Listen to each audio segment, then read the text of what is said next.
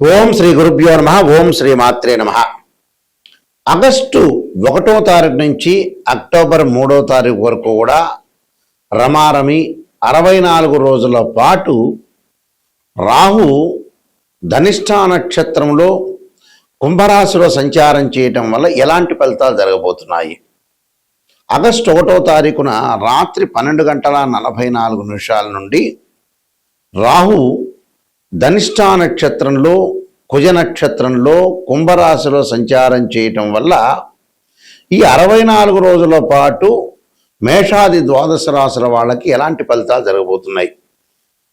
విదేశీయానము, వృత్తి, ఉద్యోగము, అలానే వ్యాపారము, అలానే విద్య, కోర్టు సమస్యలు, అలానే వాహనాలు కొనుగోలు చేయటం, రకరకాల వ్యాపారాలు, ఇళ్ళు కన్స్ట్రక్షన్స్, అలానే రుణాలు, లోన్లు, అప్పులు, ఇలాంటివన్నీ కూడా అంటే ఆరోగ్యపరంగా ఉండే ఇబ్బందులు, ఆరోగ్యం ఎలా ఉండబోతుంది, విదేశాలకు వెళ్ళబోతున్నారా, జాబ్ పరంగా ఎలా ఉండబోతుంది, ఇవన్నీ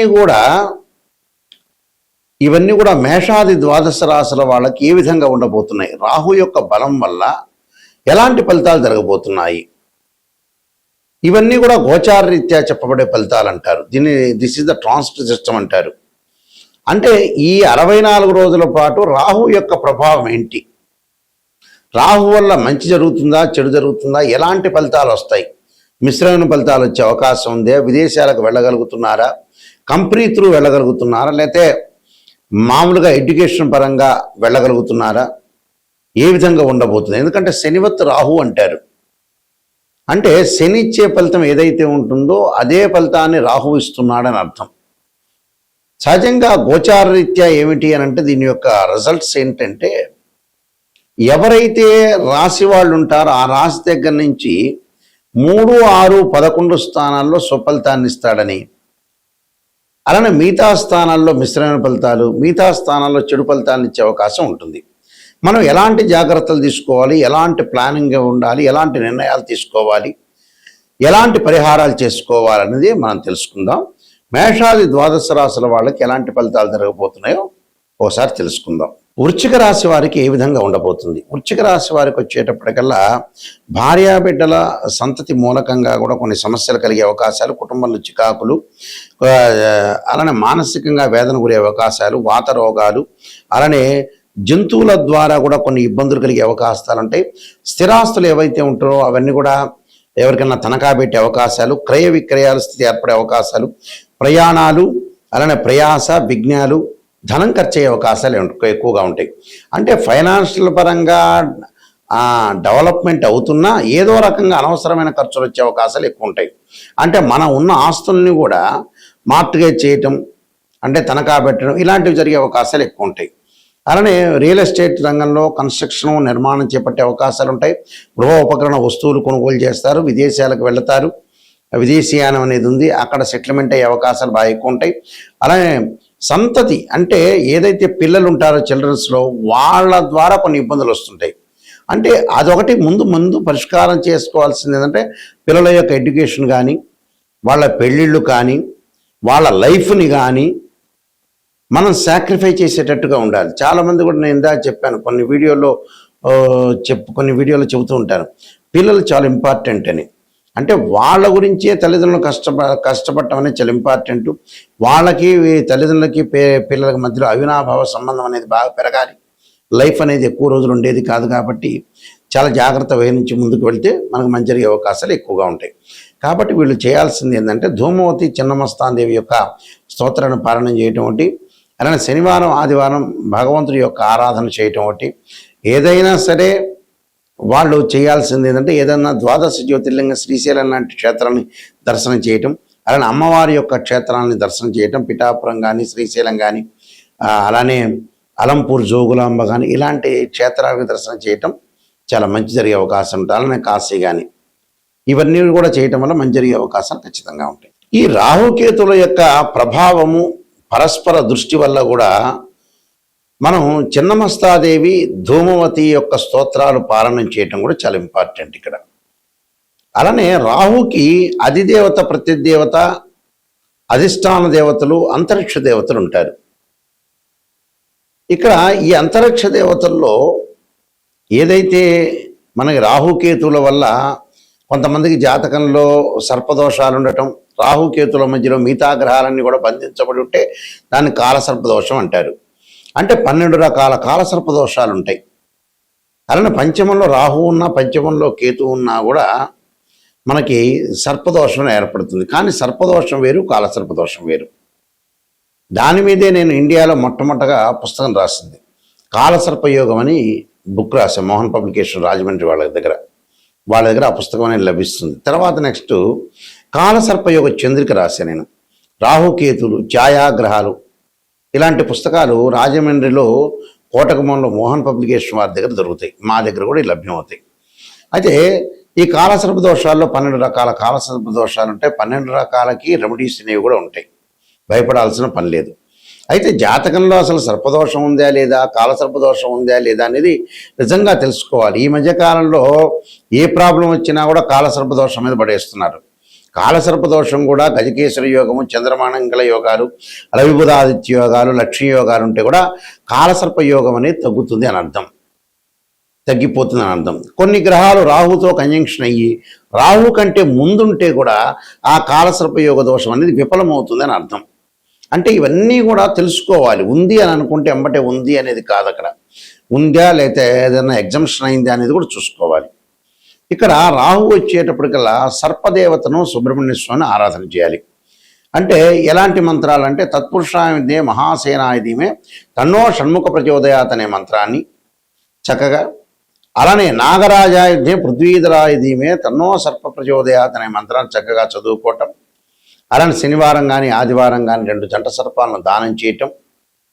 అలానే ఓం నమో అస్తు సర్పేభ్య ఏకే చ పృథ్వీమనో ఏ అంతరిక్షే ద్వితీయేభ్య సర్పేభ్యో నమః అనే మంత్రాన్ని కూడా, అంటే అంతరిక్షంలో ఉండే సర్పాలకి, భూమి మీద ఉండే సర్పాలకి నమస్కారం చేస్తున్నాను దాని అర్థం. అలాగా ఈ వేదోక్త మంత్రం కూడా చక్కగా వచ్చిన వాళ్ళు చదువుకోవచ్చు, తప్పులేదు. అలా లేక సర్పగాయత్రి మంత్రాలు. అలానే రాహుకి శ్లోకాలు కొన్ని ఉంటాయి. అర్ధకాయం అంటే అర్ధకాయం శ్లోకం ఒకటి ఉంటుంది. అందరికీ కూడా ప్రతి పంచాంగంలో ప్రతి చోట కూడా ఉంటుంది. ఆ శ్లోకాన్ని కూడా మీరు చదువుకోవచ్చు, తప్పులేదు. అలానే ఇక్కడ ప్రతిదీ కూడా మనం మంత్రం ఉచ్చారణతో పాటు చక్కగా నవగ్రహాల యొక్క ప్రదర్శన చేయాలి. ఈ మంత్రం కూడా అంటే అర్ధకాయ మహావీర్యం చంద్రాదిత్య విమర్ధనం సింహకాగర్భ సంభూతం తం రాహుం ప్రణమామ్యం అనే మంత్రాన్ని కూడా చక్కగా చదువుకొని ముందుకెళ్ళిపోవచ్చు. అలానే ఈ చిన్నమస్తాదేవి, ధూమవతి స్తోత్రాలు కూడా మనం పారాయణం చేసుకోవచ్చు చక్కగా. రాహు అధిష్టాన దేవతైన దుర్గా అమ్మవారిని కూడా కాత్యాయనాయుధే కన్యాకుమార్దీమే తన్నో దుర్గి ప్రచోదయాత్ అనే మంత్రాన్ని కూడా చక్కగా చదువుకోవటం మంచిది.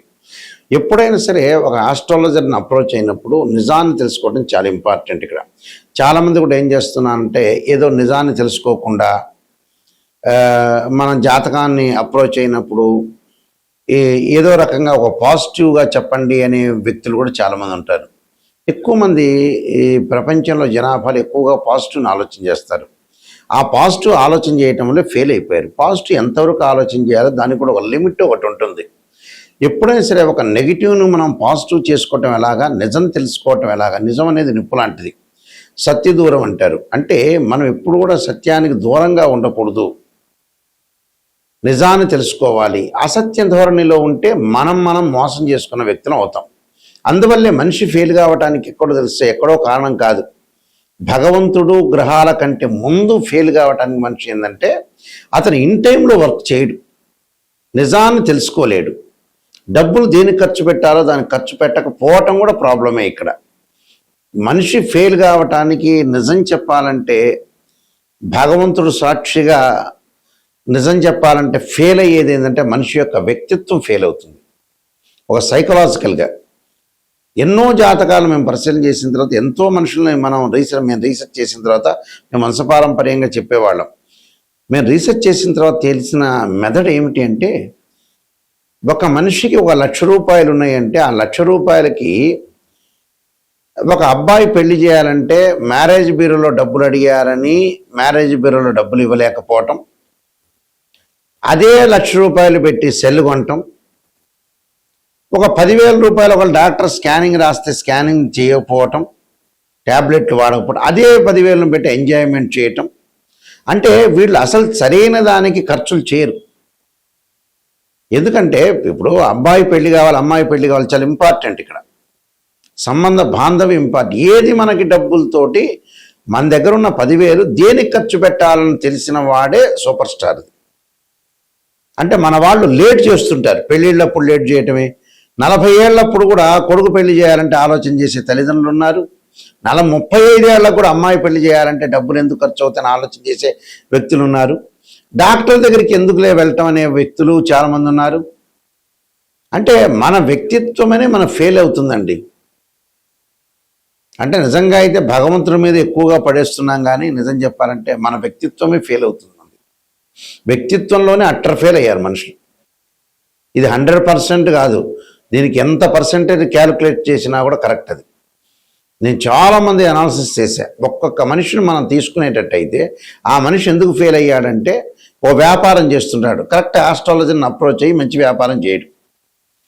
ఒకవేళ మన దగ్గర డబ్బులు ఉన్నాయనుకోండి, ఇల్లు కొనుక్కోండి, స్థలాలు కొనుక్కోండి అంటే కొనుక్కోడు, వడ్డీలకు ఇవ్వడానికి రెడీ అవుతాడు. ఫెయిల్ కావటానికి ఏమిటంటే ఇదే కారణాలు. 12 కాపురానికి 12 సూత్రాల్లాగా వీళ్ళు ఫెయిల్ కావడానికి జీవితంలో ఉద్యోగము, వ్యాపారంలో చేయాల్సిన పనులు చేయరు వీళ్ళు. చాలామందిని మేము చూసాం, ఎన్నో కోట్ల రూపాయలు పెట్టుబడులు పెడుతుంటారు, ఎవరికో ఇస్తుంటాడు, తన కూతురు పెళ్లి కూడా చేయలేడు. చివరికి తన కూతురు పెళ్లి చేయడానికి మ్యారేజ్ బ్యూరోలో 10,000 ఇవ్వలేని వ్యక్తులు కూడా ఉన్నారు. కోట్ల రూపాయలుండి. మనిషి డబ్బును దేనికి ఖర్చు పెట్టాలో తెలిసిన వాడే స్థితప్రజ్ఞుడు అంటారు. అంటే వాస్తవంగా అయితే భగవద్గీతను ఉటంకించా నేను. నిజాన్ని తెలుసుకోవటం చాలా ఇంపార్టెంట్. ఇక్కడ నిజం తెలుసుకోలేకపోతే అబద్ధపు ముసుగులో ఉంటే జీవితం ఎప్పుడైనా ఒకటే. ఎన్నిసార్లు తిరుపతికి వెళ్ళినా, ఎన్నిసార్లు శ్రీశైలానికి వెళ్ళినా, ఎన్నిసార్లు భగవంతుడు కొలిచినా వాడి జీవితం అంతే ఉంటుంది. నిజాన్ని తెలుసుకొని ముందుకు వెళ్ళండి. నిజం అనేది చాలా నిప్పు లాంటిది. అయితే ఈ విషయాలన్నీ కూడా ఒక ఆస్ట్రాలజర్ని అప్రోచ్ అయినప్పుడు నిజాన్ని తెలుసుకోండి. గురువుగారు నిజం చెప్పండి, నేను ఎలాంటి దారి మార్చుకోవాలి, ఎలాంటి రోడ్ మ్యాప్ నాకు కావాలి, నేనేమైనా మిస్టేక్ చేస్తున్నానా, క్లారిటీ ఇవ్వండి అనే పాయింట్ చూసుకోండి. కొంతమంది 40 ఏళ్ళు వచ్చినా కూడా మా దగ్గరికి వచ్చినప్పుడు వాళ్ళు స్పందించట్ల. 42 ఏళ్ళు వచ్చి ఆతృత పడాలి. తల్లికి 70 ఏళ్ళు వచ్చి కొడుకును పెళ్లి చేయాలన్నప్పుడు ఒక ఎగ్జాంపుల్ మొన్ననే వచ్చింది. ఆమె అసలు ఆతృతే లేదు. ఆమె ఇంకా బతికుంటుంది అని అనుకుంటుంది 100 ఏళ్ళు 200 ఏళ్ళు. అబ్బాయికి పెళ్లి చేయాలి, నా వయసు తీరిపోతుందనే మూమెంట్ అసలు వాళ్ళకి అసలు ఏంటని తెలియట్లేదు అసలు. ఎందుకునో మరి ఆశ్చర్యకరమైన విషయాలు ఇవన్నీ కూడా. నిజం చెప్పాలంటే మనం తొందరగా చనిపోతున్నాము, తొందరగా పిల్లగాడి పెళ్ళిళ్ళు, అమ్మాయి పెళ్లి చేయాలి, వాళ్ళ ఉద్యోగ పరంగా కానీ ఎడ్యుకేషన్ పరంగా సెటిల్మెంట్ చేయాలని చాలామంది కూడా ఆతృత లేదు. ఇంకా ఎక్కువ ఏదో సినిమాలో బ్రహ్మానందం 500 సంవత్సరాలు బతికినట్టుగా అని భావిస్తున్నారేమో, అర్థం కావట్లేదు నాకు కూడా. ఎందుకంటే 60 ఏళ్ళు రాగానే వెంబటే బ్యాగు సర్దుకొని రెడీగా ఉండాల్సిందే మనిషి. ఇలాంటి విషయాలను తొందరగా మీరు అలర్ట్ కావండి. అలర్ట్ అయ్యి తొందరగా చేయాల్సిన పనులన్నీ కూడా చకచకా చేసుకొని ముందుకు వెళ్ళటం చాలా ఇంపార్టెంట్. అయితే నేను కాలసర్పయోగము, కాలసర్పయోగ చంద్రిక, రాహుకేతులు, ఛాయాగ్రహాలు, బృహత్ పరిహార సింధు, జాతక చంద్రిక, వివాహ మార్తాండము, పుత్రగణపతి వ్రతము, ఈ పుస్తకాలన్నీ కూడా రాశాను. ప్రొటెక్షన్ ఆఫ్ ఆస్ట్రాలజీ, అలానే ట్రాన్సిట్ ఆఫ్ రిజల్ట్స్, ఈ పుస్తకాలన్నీ కూడా మా దగ్గర లభ్యమవుతాయి. రాజమండ్రిలో మోహన్ పబ్లికేషన్ వారి దగ్గర కూడా లభ్యమవుతాయి. అలానే మా వెబ్సైట్ www.nayakanti.com, nayakanti.in చూడండి. ఒక జాతకాన్ని, ఒక బర్త్ చార్ట్కి ట్రాన్సిట్ సిస్టానికి చాలా లాట్ ఆఫ్ డిఫరెన్స్ ఉంటుంది. బర్త్ చార్ట్లో ఏంటంటే 12 భావాదులు, రాస్యాధిపతులు, అలానే ఏదైతే ఆ గడిలో ఏదైతే గ్రహం ఉంటుందో ఇవన్నీ కూడా మ్యాథమెటికల్గా క్యాలిక్యులేషన్ వేయాలి. భావాధిపతులు అంటే తను భావానికి రవని, ద్వితీయ భావానికి గురువని, తృతీయ భావానికి కుజుడని, చతుర్థ భావానికి చంద్రుడు బుధుడని, పంచమ భావానికి గురువని, ఇలా 12 భావాధిపతులు అంటే ఇంటి ఓనర్ అని అర్థం. రాస్యాధిపతులు ఉంటారు. ఆ రాస్యాధిపతి ఎవరంటే బిల్డరు. అక్కడ ఏదైతే గ్రహం ఉంటుందో ఆ గ్రహం టెనెంటు అని అర్థం. అంటే జాతకంలో గజకేసరి యోగం ఉందా, లక్ష్మీ యోగం ఉందా, చంద్రమంగళ యోగం ఉందా, బుధాదిత్య యోగం ఉందా అనేది తెలుసుకోవాలి. కానీ ప్రతి చోట కలవంగానే బుధాదిత్య యోగాలు, చంద్రమంగళ యోగాలు కాదు. ఇవన్నీ కూడా కొంతమంది ఆస్ట్రాలజర్స్ అనవసరంగా చెబుతున్నారు. నిజంగా కాదు, ఆ కాంబినేషన్ కావు. కొంతమందికి మాత్రమే యోగాలు అనేవి ఉంటాయి. యోగం అంటే 2 or more planets is called యోగం అంటారు. యోగం అనేది అది కాదు. యోగం నిజంగా ఉందా లేదా తెలుసుకోవాలి. దాని దృష్టి దశ అంతర్దశలు మ్యాథమెటికల్ క్యాలిక్యులేషన్ వేయాలి. ఒక వివాహం జరుగుతుందా లేదంటే రాశిచక్రం నవాంశం భావచక్రం దశలో అంతర్దశలను చూడాలి. ఒక సంతానం కలుగుతుందా లేదంటే రాశిచక్రం సప్తమాంశం భావచక్రం దశలో అంతర్దశలు చూడాలి. దీనిలో కేపీ సిస్టమ్ అని వైదిక ఆస్ట్రాలజీ బివి రామన్ ఇలాంటి పద్ధతులన్నీ ఉంటాయి. ఆ స్క్రీన్ మీద స్క్రోలింగ్ అవుతున్న నా నెంబర్ ఉంటుంది. నిజం తెలుసుకోవాలి, నాయకంటి గారి ద్వారా బాగుపడాలనే వ్యక్తులు మాత్రమే ఫోన్ చేయండి. నిజంగా జాతకాన్ని తెలుసుకునే వాళ్ళు మాత్రం ఫోన్ చేయండి. వద్దండి నాకు పాజిటివ్నే కావాలంటే నాకు ఫోన్ చేయొద్దండి. నెగిటివ్ పాజిటివ్ రెండూ తెలుసుకొని నిజాన్ని తెలుసుకునే వాళ్ళు మాత్రం ఫోన్ చేయండి. ఎందుకంటే అబద్ధపు ముసుగులో మంచిది కాదు. ఏ రోజైనా నిజమనే నిప్పు లాంటిది, అది ఏ రోజైనా తెలుసుకునేదే. కాబట్టి మీరు మంచిగా తెలుసుకోవాలి, కరెక్ట్గా నిజం తెలుసుకోవాలంటే నాకు ఫోన్ చేయొచ్చు. మీ అందరికీ కూడా శ్రీ పరమేశ్వరుడి యొక్క కరుణాకటాక్షం ఉండాలని ఆశిస్తూ సర్వే జనా సుఖినో భవంతు.